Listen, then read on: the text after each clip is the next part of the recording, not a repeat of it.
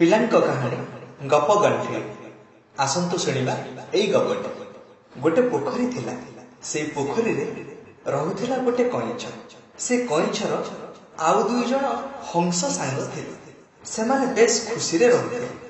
ସବୁଦିନ ସେମାନେ ପୋଖରୀ ଗୁଡ଼ାରେ ମିଶୁଥିଲେ, ବସୁଥିଲେ, ହସ ଖୁସିରେ ଦିନ କାଟୁଥିଲେ। ଶୀତ ମାସ ପରେ ପରେ ଧୀରେ ଧୀରେ ଖରା ବଢ଼ିଲା। ସେଇ ପୋଖରୀର ପାଣି ଧୀରେ ଧୀରେ କମିବାକୁ ଲାଗିଲା।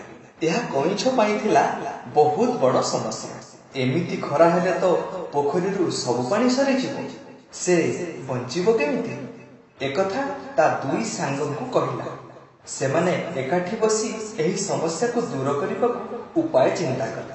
କଇଁଛ ବନ୍ଧୁର ଦୁଃଖରେ ହଂସ 2 ଜଣ ବି ଦୁଃଖୀ ହେଲେ।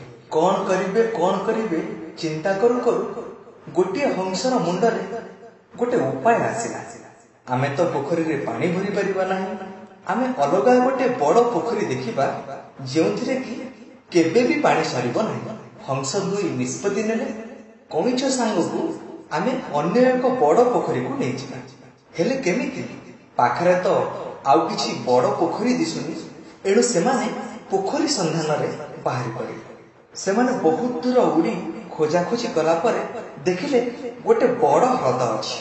ନିଷ୍ପତ୍ତି ନେଲେ ଆମେ ଏଇଠାକୁ କଇଁଛ ବନ୍ଧୁକୁ ନେଇ ଆସିବା।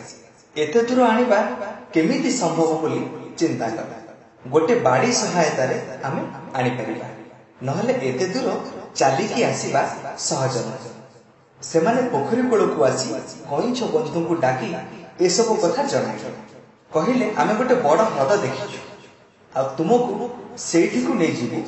ଗୋଟେ ବାଡ଼ି ସହାୟତାରେ ଆମେ ସେଠାକୁ ଉଡ଼ି ପଳାଇ ଯାଇପାରିବା।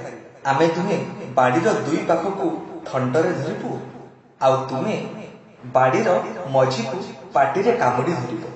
ଆମେ ଉଭୟ ଅଳ୍ପ ସମୟରେ ହ୍ରଦ ପାଖକୁ ଉଡ଼ିଯିବା। ସମସ୍ତେ ମିଶି କଥା ହେଲେ ଯେ ଆମେ ଉଡ଼ିଲା ବେଳେ କେହି କାହା ସହ କଥା ହେବା ନାହିଁ କି ପାଟି ଖୋଲିବା ନାହିଁ। ପାଟି ଖୋଲିଲେ କଇଁଛ ସାଙ୍ଗ ତଳେ ପଡ଼ିଯିବ। ସମସ୍ତେ ହଁ ମାରିଲେ ଓ ବାଡ଼ି ଧରି ଉଡ଼ିବାକୁ ପ୍ରସ୍ତୁତ ହେଲେ। ବାଡ଼ିର 2 ପାଖରେ ହଂସ ଓ ମଝିରେ କଇଁଛ ବାଡ଼ିଟିକୁ କାମୁଡ଼ି ଧରିଲା। ଏବେ ଉଡ଼ିବା ଆରମ୍ଭ କଲେ। ଅନେକ ପାହାଡ଼ ଜଙ୍ଗଲ ଦେଇ ଉଡ଼ି ଉଡ଼ି ଚାଲିଥିଲେ।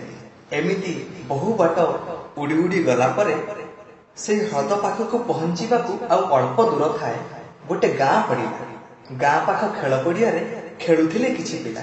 ଏମିତି ଏକ କୌତୂହଳପୂର୍ଣ୍ଣ କଥା ଦେଖି ଗୋଟେ ପିଲା ତା ସାଙ୍ଗମାନଙ୍କୁ ଦେଖାଇଲା ଓ କହିଲା, କେଡ଼େ ବଡ଼ କଇଁଛ ହେଇଛି ରେ, ଖସି ପଡ଼ନ୍ତା କି ଆମେ ତା ମାଂସରେ ଭୋଜି କରି ଖାଆନ୍ତୁ।